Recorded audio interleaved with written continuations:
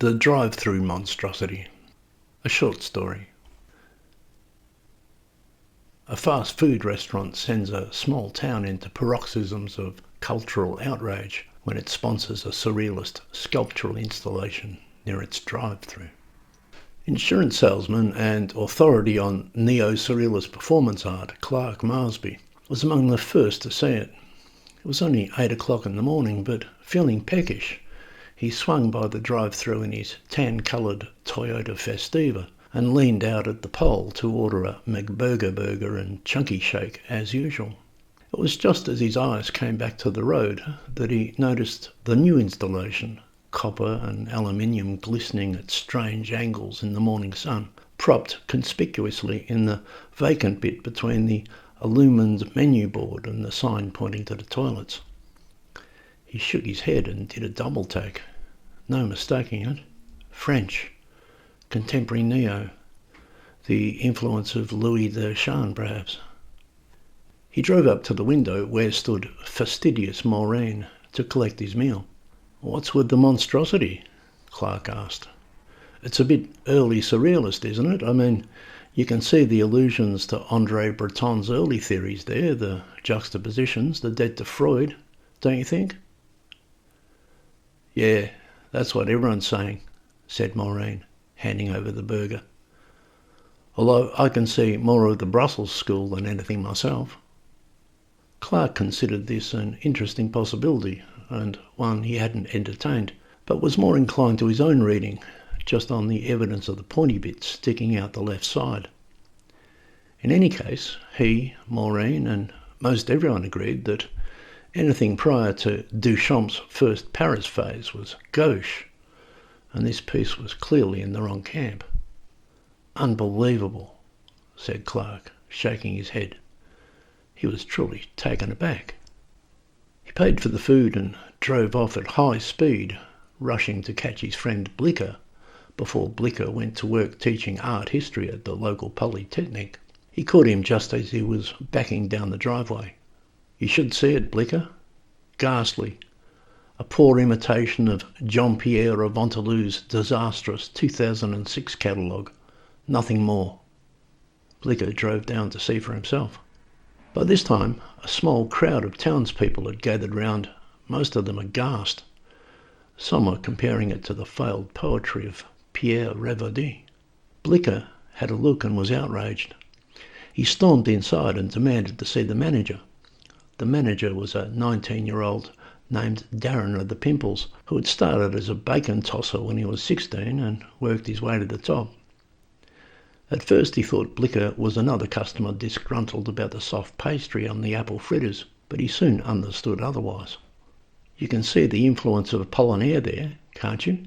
Blicker demanded to know, making Darren look at the monstrosity through the drive-thru window.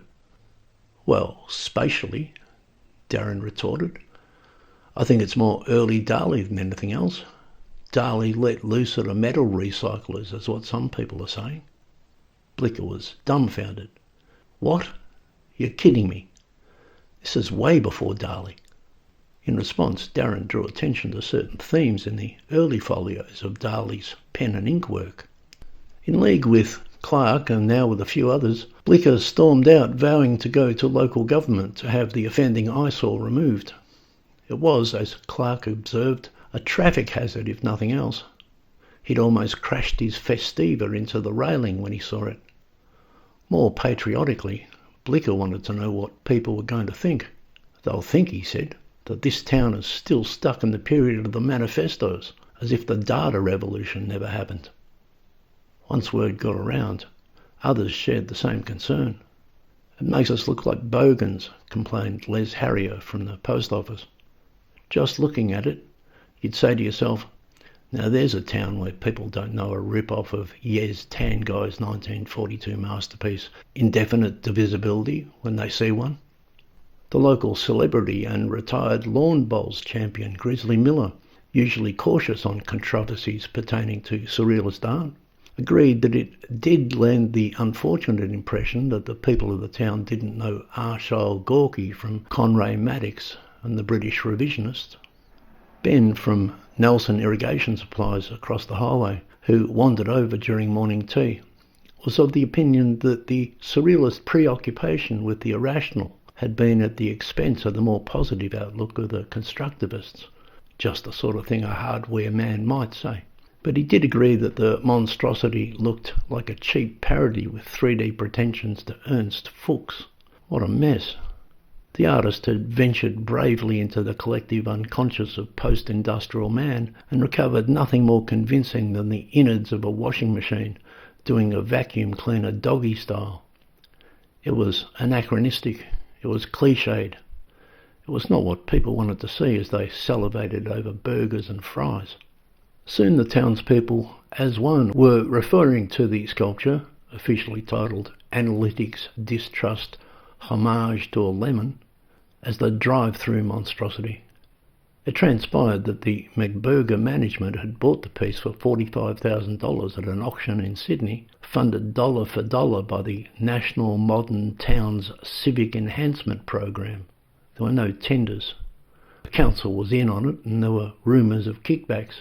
The artist, a master's graduate from the University of New South Wales who claimed to be related, conjugally at least, to Brett Whiteley, had composed his thesis on the turtle motif in Man Ray and was now enjoying a plush residency in southern Spain. In his absence, he was berated in the local press as a frenzy of writers appealed to letters to the editor.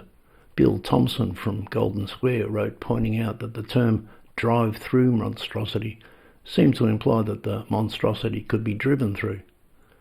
Someone replied the next day, "For God's sake, Bill, don't give them ideas," while another wit wrote and said that he'd like to drive through it, indeed, right through it.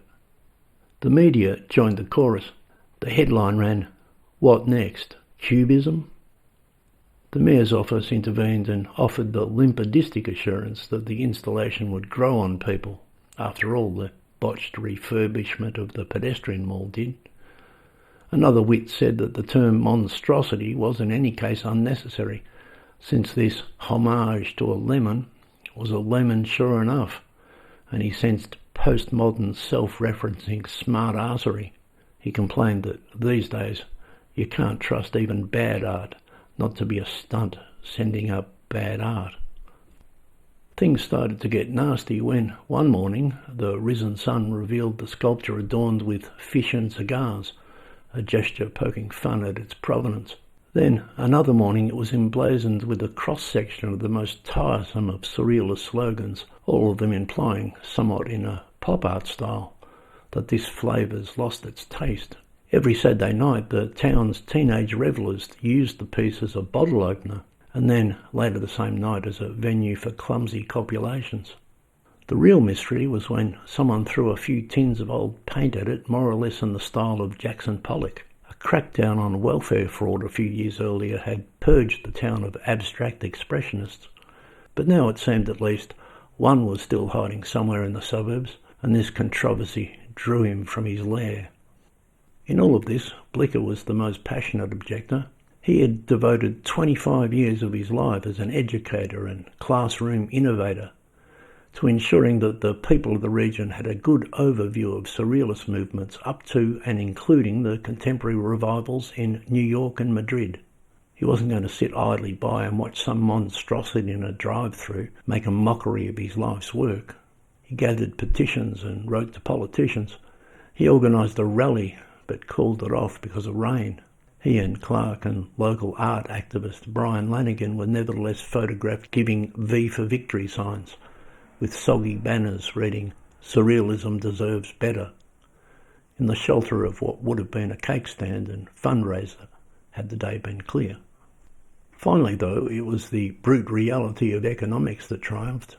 The price of copper went up, and a ute load of youths from a car yard in Bixley Downs drove over in the middle of the night, lifted the monstrosity with a winch, took it away, melted it down and sold it for $241.50 US an ounce as a means of funding their cannabis addiction. In the ensuing investigation, the closed-circuit TV evidence was inconclusive. Charges were never laid. That morning, Clark Marsby swung his Festiva in off the main street and started down the drive-thru in his usual way, but this morning no eyesore to put him off his food. He mentioned it to fastidious Maureen. "I see the monstrosity's gone," he said. "Yeah," she said. "Someone took it in the middle of the night." She paused as she fitted the milkshake into the cardboard holder. "Not surprised, given the price of copper," she added. Then she opined, "I'd like to see something from the later Berlin school or even the Vienna circle in that spot. Wouldn't you?" "Yes," said Clark. "Something appropriate." Personally, he felt the town needed a healthy dose of late Magritte, something to teach the Lacanian realist a lesson. He took his McBurger burger and chunky shake and drove away and headed to Blicker's house, hoping to catch him before class with the reassuring news.